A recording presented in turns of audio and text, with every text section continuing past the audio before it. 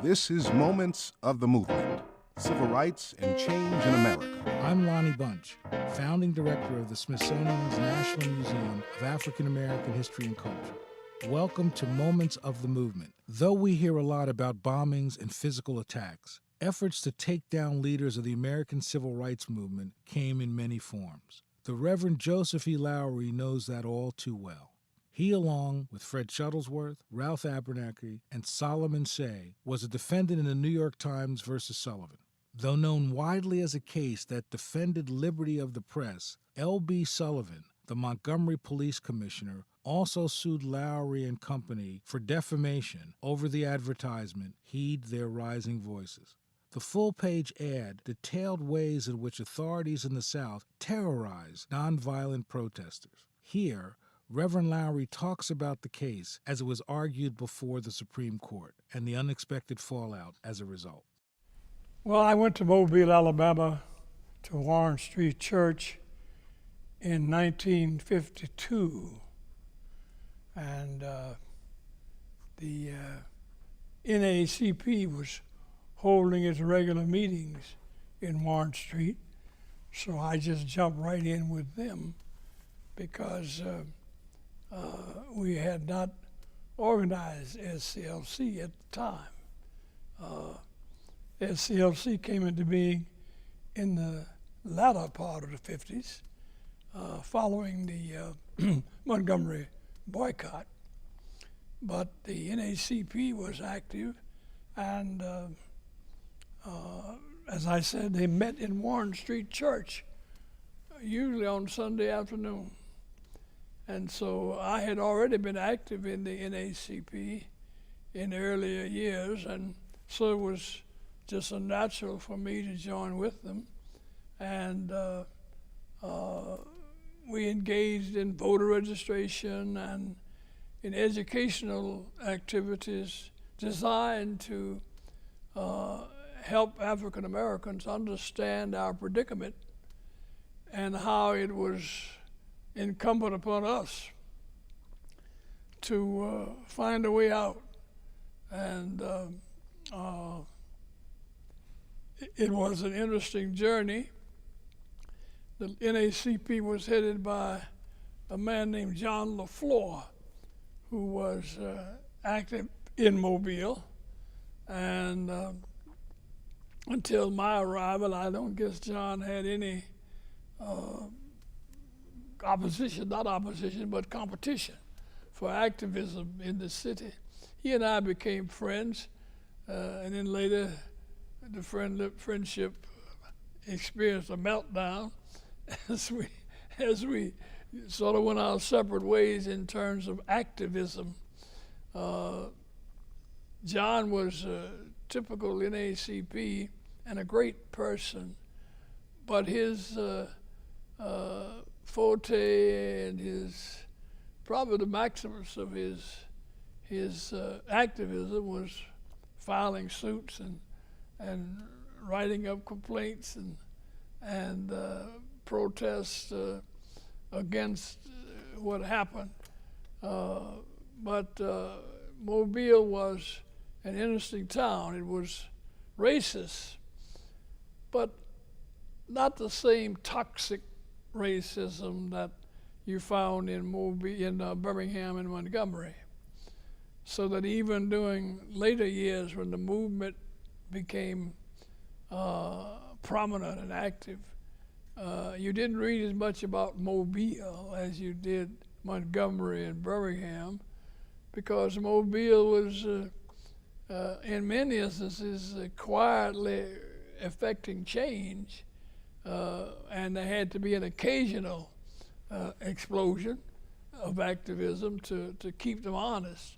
But Mobile had some interesting leadership. A guy named Joe Langan, who was a Roman Catholic, was a city commissioner.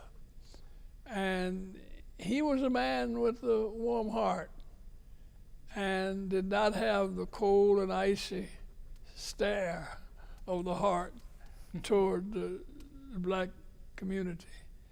And so in many instances, we were able to achieve change without the disruption of the community that we had to have later to achieve even more drastic change. But Mobile was sort of like a little New Orleans. As a matter of fact, the people in Mobile claim that the Mardi Gras was initiated in Mobile, not New Orleans. I never bothered to research that to decide where it come down. But Mobile, the Roman Catholic influence did not lend itself to activism in terms of change, social change, so that resolutions and lawsuits and that sort of thing, the main focus of the civil rights movement. And as the years progressed, activism progressed, and we moved away from just resolutions and statements and so forth to activism. I lived in Mobile. My home was in Huntsville, and I had inherited, my sister and I, some property from my father in Huntsville. And so we told our attorney, for God's sake, don't mention Huntsville, because we don't want them to be awakened to the possibility that they might take our property in Huntsville, as they did Abernathy. They took farmland from Abernathy, Marengo County. So the lawyers agreed they did not mention Huntsville. So when I got on the stand in Montgomery, they first asked me, where do you live? I said, 306 North Warren, Mobile. And where were you born? And I almost fainted because we had already agreed, but the lawyer forgot. He was following his routine questioning. And I guess my answer should have been Huntsville, but the Lord spoke to me. And my answer was Madison, because Huntsville was in Madison County. And there was a little town in Madison County named Madison, but I didn't say, I just said Madison. And so they never discovered the property that we had, which they would have seized as they did Abernathy in Marengo County, because they found out about his land. But that was an interesting suit when it was argued before the Supreme Court. One of the justices was Jewish, and the little lawyer, Nachman, who was representing the city of Montgomery, persecuting us. And the New York Times was sued along with the four of us, Abernathy, Shuttleworth, Say, and myself. The New York Times would not let us be covered under their bond. They made what they call a supersedus bond, but they would not let us be protected under their bond. And their reason was that if they did, it would give them some stake in Alabama citizenship, and they could be subject to persecution by the Alabama authorities if they had any reason to claim Alabama. Well, they claimed they didn't belong to Alabama. Alabama authorities had no power to attach them. But it didn't help us that they took our property. And of course, the Supreme Court later reversed the lower courts. And in an argument before the Supreme Court, I was about to say what this lawyer named Nachman was asked by the justice.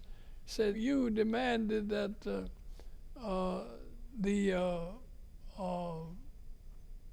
defendants produce their property, and you kept.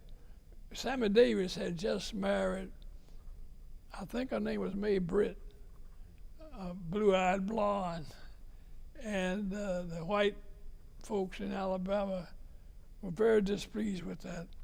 And Sammy Davis was on the list of citizens that sponsored the ad that gave them the right to sue in the first place. And when Nachman was making his summary to the jury, he said, you ministers were sitting there with an air of injured innocence. You were proud to be on the stand with Reinhold Niebuhr and Sammy Davis Jr. and with Harry Belafonte and Sammy Davis Jr.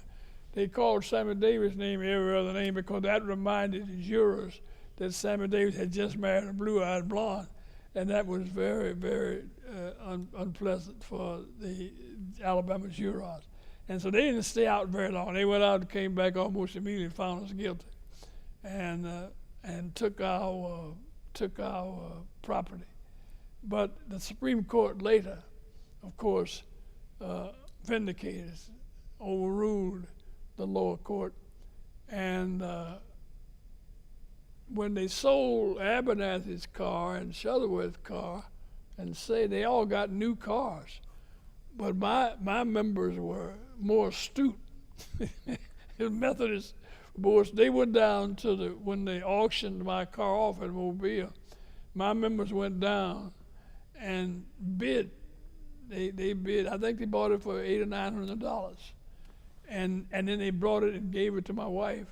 The fellow who did the bidding was a fellow named DeWitt, R.B. DeWitt, who was secretary of the YMCA, which was right across the street from our posses. And he bought it and brought it back and drove it in the yard and gave my wife the key, and she gave him $1. And of course the community raised the $800 or $900 and gave it back to DeWitt that he paid for the car. But I'm the only one who didn't get a new car. Well, the movement was evolutionary, although it seemed revolutionary at the time. But things changed considerably, and it became a worldwide movement. And it not only dealt with voter registration and public transportation, as it did in the beginning with buses, but it had to do with segregation as a whole. And public accommodations were significant. The court did rule clearly on public accommodations, and in '64, the courts made it very clear that segregation in public accommodation was unconstitutional, and that was a tremendous movement. I remember I was in Nashville in time, may have been '63 or first of '64, I've forgotten which, and we were demonstrating at various restaurants, and we were demonstrating in Morrison's, was one of them. Morrison, which is out of business now, and I think they were bought out by Piccadilly. The fellow who owned Morrison's, I've forgotten, I think they were based in Mobile. And I was living in Nashville. I went to the governor of Tennessee and asked him to ask the president of Morrison to desegregate, and we could stop the demonstrations. And he called the head of Morrison's, and I was sitting in his office, and he told the head of Morrison, I will never, over my dead body.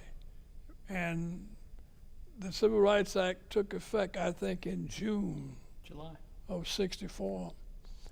And the Morrison's was desegregated in July, and the president died a month later.